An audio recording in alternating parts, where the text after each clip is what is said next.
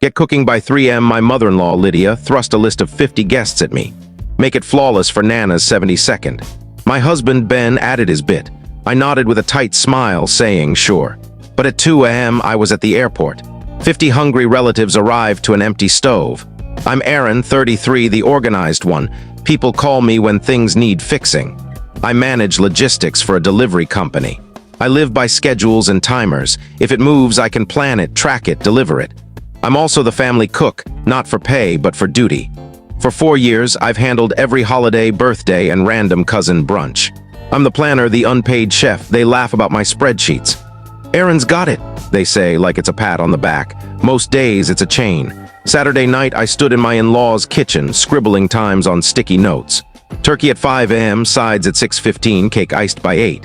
I'd brought my own knives. Theirs are dull, and my own pans, since theirs are scratched. A cooler held pre-chopped onions, celery, herbs. The dining room looked like a catering outpost. Ben scrolled on the couch, sports muted. Lydia loomed with a pen, handing me a list. 50 names, not a request, an order. Start at 3 a.m., she snapped. Breakfast out by 8. Gluten-free for Kathy, low salt for Ray, no time for Nana. Ben didn't look up. Make it perfect, he said, as if last year's 10-hour roast and 12 sides were a failure. I swallowed, smiled, that polished grin I'd practiced for years. Of course, I said. Lydia pressed on. No store-bought, your food's better, family doesn't eat chemicals. I jotted no chemicals by deviled eggs like that was logical.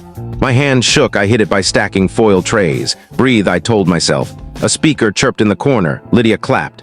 Sound check for the slideshow. Aaron fixed the TV colors last time Mom looked sick. She smiled like it was funny. It wasn't. Ben glanced over.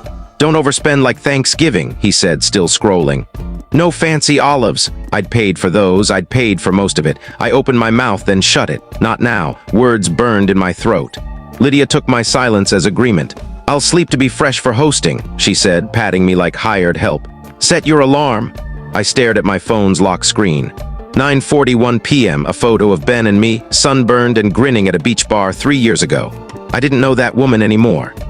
Aaron, Lydia called from the hall, iron the tablecloths after icing. Last time's wrinkles were distracting. I nodded to no one. Ben yawned. Wake me if you need me, he mumbled, meaning don't. I washed a clean bowl, lined up trays, wrote times I knew by heart. My reflection in the dark window looked worn. I tried picturing 50 happy faces, but joy didn't come.